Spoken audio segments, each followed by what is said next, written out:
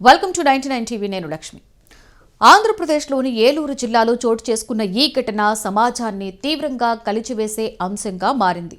ప్రేమ, పెళ్లి, వ్యక్తిగత స్వేచ్ఛ వంటి మౌలిక హక్కులపై ఇంకా మన సమాజంలో ఉన్న సంకుచిత ఆలోచనలకు ఇది అద్దం పడుతోంది.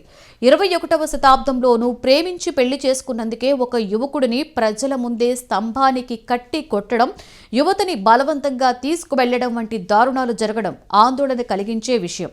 ఇక వివరాల్లోకి వెళితే ఏలూరు జిల్లా ముసునూరు మండలం రమణక్కపేట గ్రామంలో ఈ సంఘటన చోటు చేసుకుంది. మండవల్లి మండలం కానుకొల్లు గ్రామానికి చెందిన సాయిదుర్గ, సాయిచంద్ గత 8 ఏళ్లుగా ఒకరినొకరు ప్రేమించుకుంటున్నారు. సాయిదుర్గ రమణక్కపేటలోని పోస్టాఫీసులో పోస్ట్ ఉమెన్ గా పనిచేస్తోంది. ఇద్దరూ తమ ప్రేమ విషయాన్ని పెద్దలకు తెలియచేసి వివాహానికి అనుమతి కోరగా కుటుంబ సభ్యులు తీవ్రంగా వ్యతిరేకించారు. కులం, పరువు, సమాజం ఏమంటుంది అనే భయాలతో పెద్దలు పెళ్లికి అంగీకరించలేదు. ఈ పరిస్థితుల్లో ఇద్దరు పెద్దలకు తెలియకుండా 2 రోజుల క్రితం వివాహం చేసుకున్నారు.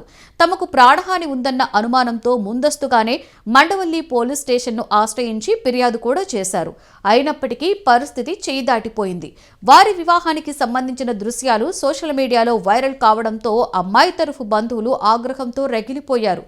ఘటన జరిగిన రోజే సాయిదుర్గ, సాయిచంద్ రమణక్కపేట పోస్టాఫీస్ వద్ద ఉన్న సమయంలో యువతి బంధువులు అక్కడికి చేరుకున్నారు.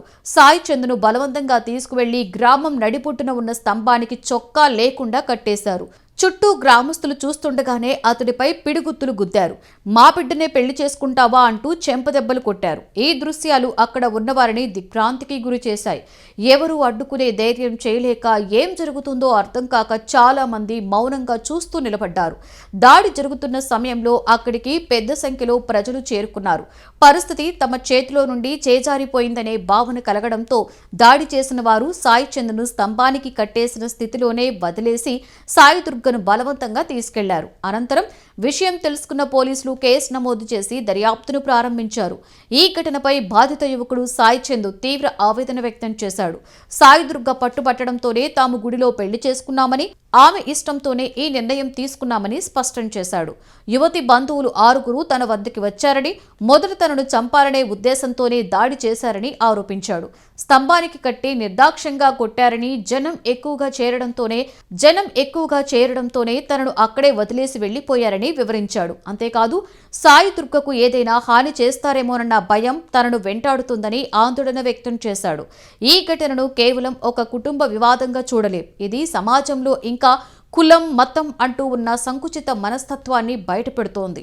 ప్రేమించి పెళ్లి చేసుకోవడం నేరం కాదని, రాజ్యాంగం ప్రతి పౌరుడికి తన జీవిత భాగస్వామిని ఎంచుకునే హక్కు ఇచ్చిందని సుప్రీంకోర్టు ఎన్నో సందర్భాలలో స్పష్టం చేసింది. అయినప్పటికీ కులం, పరువు పేరుతో యువతపై దాడులు జరపడం మన సామాజిక వెనుకబాటుతనానికి నిదర్శనం. సోషల్ మీడియాలో ఈ దాడి వీడియోలు వైరల్ కావడంతో ప్రజల్లో తీవ్ర ఆగ్రహం వ్యక్తమవుతోంది. బాధితులకు రక్షణ కల్పించాలని, దాడి చేసిన వారిపై కఠిన చర్యలు తీసుకోవాలని అనేక మంది డిమాండ్ చేస్తున్నారు. పోలీసుల విచారణ వేగంగా పూర్తయి నిందితులకు తగిన శిక్ష పడితేనే ఇలాంటి ఘటనలకు అడ్డుకట్ట పడుతుందన్న అభిప్రాయం వ్యక్తమవుతోంది. మొత్తానికి ఏలూరు జిల్లా రమణక్కపేట ఘటన ప్రేమ, వివాహం అనే వ్యక్తిగత నిర్ణయాలపై సమాజం ఎంత క్రూరంగా స్పందించగలదో చూపిస్తోంది. యువత తమ జీవితాలను స్వేచ్ఛగా నిర్ణయించుకునే హక్కును కాపాడవలసిన బాధ్యత ప్రభుత్వం, పోలీస్ యంత్రాంగంతో పాటు సమాజానికి ఉంది. చట్టం భయంతో పాటు సామాజిక అవగాహన పెరిగినప్పుడే ఇలాంటి దారుణాలకి ముగింపు పలకగలం.